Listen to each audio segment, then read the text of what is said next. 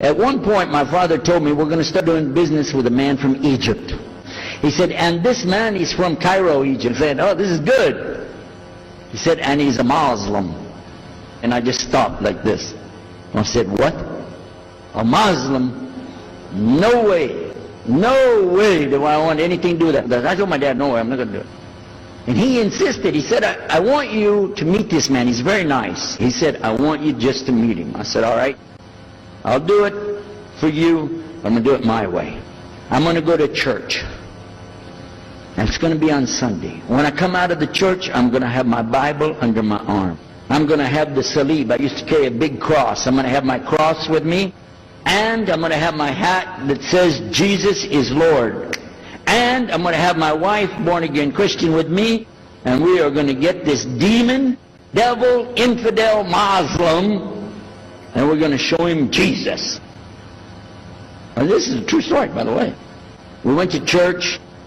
Strangely enough, the preacher was preaching out of the Old Testament about salvation coming at the time of David, which really puzzled me, because according to Christianity, it's coming through Jesus.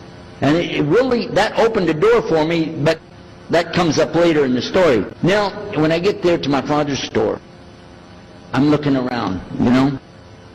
I'm looking for somebody wearing, you know, a long white robe and some kind of black, you know, thing over that with a long beard, and I guess I was looking for me, what I said, where is he?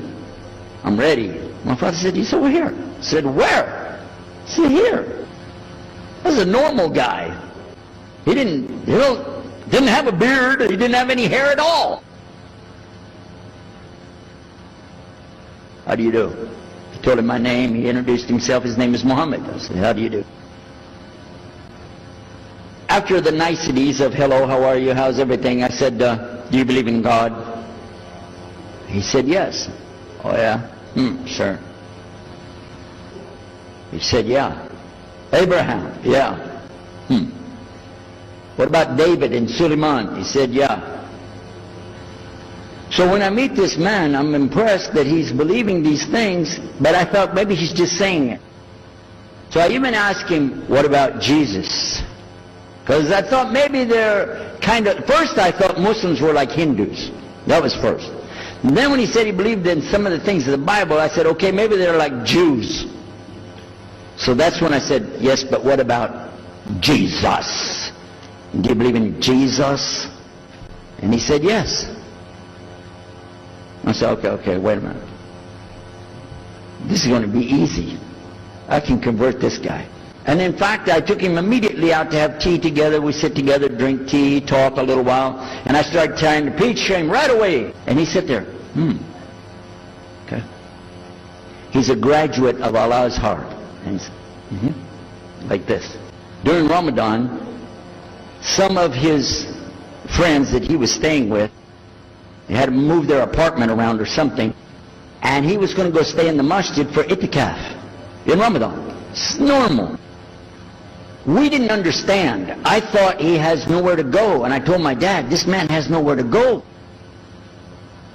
And my dad said, no, he's got money. I said, no, he doesn't. Dad, I'm telling you, he has no place to go. I heard him say he's going to go live in the mosque.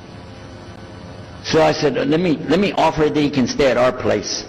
And my dad said, no, you don't do that. That's not right. I said, no, I'm going to offer it to him. I went to him and I said, how would you like to come stay at our place? He said, no, I want to go and stay there. I want to stay in the mosque, and it's something good. I said, oh man, look at this poor man. Please come and stay in our house. And he said, no, I can't. I need to go stay with her. So I told him, listen, no. I want you to come and you can pay. You can pay money and stay with us. He said, how much? I said, $15 a week, which in America is like nothing. And then he kind of hesitated. I said, and we'll pay for all the food. He said, okay, all right. So he came and stayed in our house. And I said, well, now that's good. I'll travel with him and go with him in places, and he'll see and he'll learn about Christianity. Over a period of time, I came to learn a lot of things. In fact, I tried to debate with him about many things, but he was so wise and well educated that he could see what I was doing and he would take it easy and let me win every debate. But if he wanted me to lose, I was going to lose. This was how well he could handle it. Now look, I have 2 visitors in my house. One is a Catholic priest, the other is a Muslim. And I'm thinking I can get the Catholic priest and convert him to be a Protestant. At the same time, I'm going to catch the Muslim and bring him over to Christianity. High aspirations. But it didn't work. Some strange things began to happen. We would sit around the table at night to discuss what is the Bible and what's the salvation. My father has a Bible. It's called King James Version. But I work out of a different one that I've had since 1953.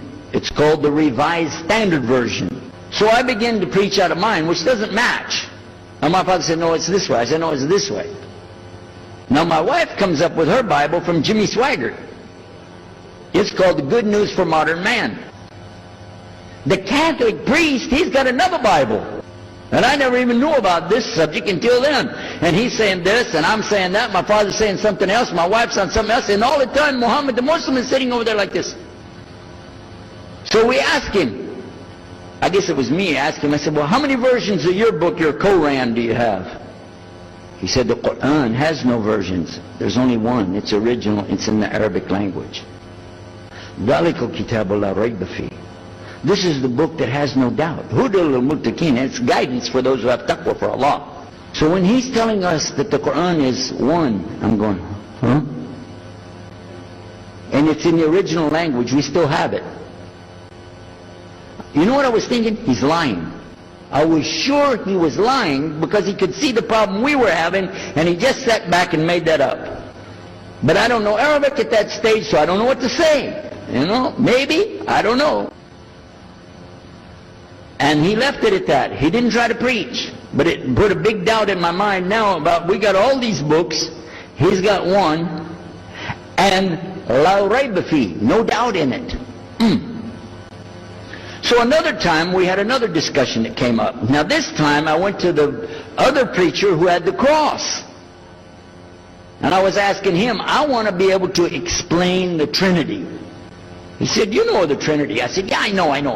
But I want to know the way to explain it so a human being can just understand it. He said, okay. It's like an apple. Just take an apple. The apple has a shell around the outside, the skin. Inside is the meat. Inside of that is the seeds. Okay?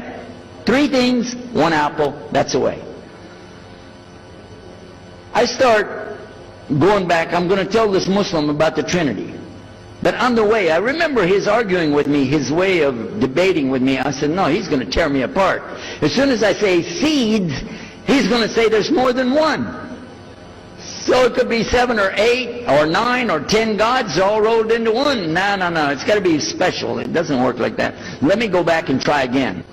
So I went back to him. I said, what if he says there's more than one seed in there? He said, okay. He said, okay. Forget the apple. I said, okay. It's like the babe, the egg. Use the egg. The egg has a shell. Inside of the egg is the white. Inside of the white is the yellow. 3, 1 egg. That's it. That's good to go. Now I start going home again, and it hit me. Wait a minute. The egg could have a double yolk. God becomes 4, just like that. I'm not going to ask him again. So at the market one day, I saw a man, and I was talking to him because I was listening to some things that Muhammad had told us about the belief in Islam. Allah is one. And so I was telling this guy, you know, I got some doubts about the Trinity. He said, you a preacher, you have doubts? I said, yeah, it doesn't make any sense. It doesn't make any sense. How could 3 be 1? He said, okay, look. You see me? I'm one man. I said, yeah. See my wife? Yeah. It's one person. Yeah. See my son? Yeah. 3. 1. One family. It's the family of God. Use that. I said, there you go. The family of God. You don't get very far on that one, and you realize right away they could have another kid just like that. But worse, they could get a divorce. You want a God that can get a divorce? Huh? So we ask Muhammad, we say, okay, what do you say about God? What do you think he said?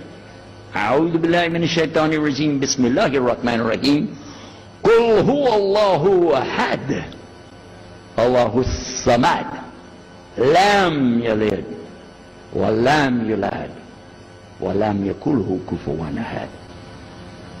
Boy, that's exactly what I already think, but I can't admit that. But I could see for sure God is only one, and that, so I totally forget the Trinity thing. My dad never did believe it anyway, so he had no problem with it. The priest asks the Muslim, can I go to your church with you? The mosque. He said, sure, come on. Well, he went, and they came back. So he took the priest aside, come here, come here. What do they do? What do they do in there? Tell us, what did he do? He said, no, they just stand there like this, and they pray, and they leave. I said, what? They pray and leave? I said, yeah. Okay, what kind of music do they have? He said they didn't have any music. No music? How in the world are you going to worship God without music, man? So I asked him, Muhammad, you guys don't have any music? He said, no. So then the priest asked again another time. He wanted to go back to the masjid again. He went, this is middle of July, 1991. He went to the masjid. So they didn't come back. All night we're waiting. What happened? Very late they came back. And when he came in, I looked. There's Muhammad. I recognize him. Who's the guy with him, though? He's wearing a white jalabiyah, white dress like this. Has a white pillbox cap on his head. And I looked at him and I said, Pete. His name was Father Peter Jacobs, but we're not, Catholic, so I don't have to call him Father. I said, Pete, did you become a Muslim? He said, Ashhadu an la ilaha illallah, Ashhadu Muhammad Rasulullah. I said, oh my God, this is too amazing. Now here I'm preaching to the people and I'm trying to change what I'm saying, and here's a priest just became a Muslim. My father's saying it's a good deal, it sounds all right to him. I don't know what to do. So I decided I'll talk, make mashura. I talked to my wife. We have an apartment upstairs. We were in our apartment up there, and I'm telling her, a priest became a Muslim today. What is that? And can you imagine what they were saying about the Quran and saying about this and so and so? All of a sudden she said, I want to get a divorce. Oh, whoa. It's not the subject, but what happened?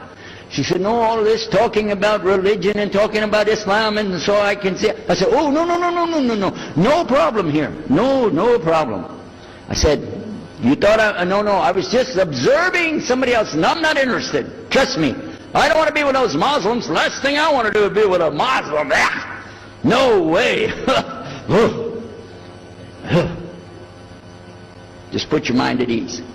She said, I need a divorce. I said, where are we going with this again? What's the problem with that? What happened?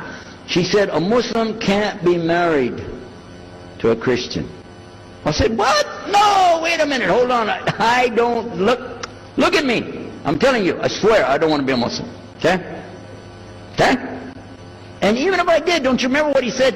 A Muslim man could be married to a Christian woman, it's not a problem. But I'm not saying I won't do, I'm just saying it's not a problem. She said, that is the problem. A Muslim woman can't be married to a Christian man. I want to be a Muslim, so I need a divorce. I'll never forget, I was sitting right on the edge of the bed, just sitting there, and I almost fell over. I said, at last, I can tell the truth. I can say it. I didn't realize that she liked the idea. I was afraid. I said, okay, the good news is, I too want to be a Muslim. You know what she said? I don't believe you. I said, no, really. I was just saying that because, but for sure, just so you know, I want to be a Muslim. I've been thinking about it. I want to be a Muslim. We're both going to be Muslim. Alhamdulillah, it's going to be great. Right? You know what she said? I don't believe you because you're either lying right now or you were lying 5 minutes ago when you said you didn't want to be a Muslim. And either way, I don't want to be married to a liar. So get out. So I started leaving. So I went to get to Muhammad and I woke him up. I said, come, you and me, we got to talk. Come with me. And we went outside the house and we walked those country roads until the time for the dawn, the sun to come up at dawn. And all that time I talked to him about What's it like to be a Muslim? How do you have to believe? What do you have to do? Let me hear all of it now. And no more playing a game. I'm not debating. I just want to know. Just tell me. Just tell me what's Islam. I need to know what I need to do. And he told me everything, and I realized this is it. I got to make a decision. This is a big deal, though. And he told me, okay, this is up to you. You have to go make a choice for yourself. I can't help you. I said, oh my God. So when he was praying Fajr, I decided, I've been watching this man praying this direction with his head on the ground. It's so beautiful to see a man humble himself, put his head on the ground to the Rabbil Alameen. Let me try that. So I sneaked off somewhere where nobody could see me, illallah. And then I found a place, a board there, you know, and I bowed down on the ground, and I put my head down on the ground on that board there. And by the way, I'm pretty good at speaking, especially in prayers. I used to make so long a prayer, they wouldn't let me say the prayer at Thanksgiving because the food would be cold. Okay? So, but I put my head on the ground, and only these words came, no more words, just this. Oh God, guide me. That's it. And I was thinking, well, I got to say more than that. Nothing. Oh God, if you're there, guide me. That's it. I talked to my wife, I talked to my father, I made a bath, and at 10 o'clock that morning, I went in front of this man named Muhammad and this new man named Yahya, who used to be the priest, and I said, Ashhadu la ilaha illallah wa ashhadu Muhammad Rasulullah. Immediately after that, my wife did her shahada. Ashhadu la ilaha illallah, ashhadu Muhammad Rasulullah. A few months later, my father did his shahada. Ashhadu la ilaha illallah, ashhadu Muhammad Rasulullah. Step by step by step, we saw so many people enter into Islam. We wanted to tell the whole world what is Islam. We wanted everybody to know the real Islam. I said, how could this escape our knowledge? How could we not know about this great and wonderful thing called Islam?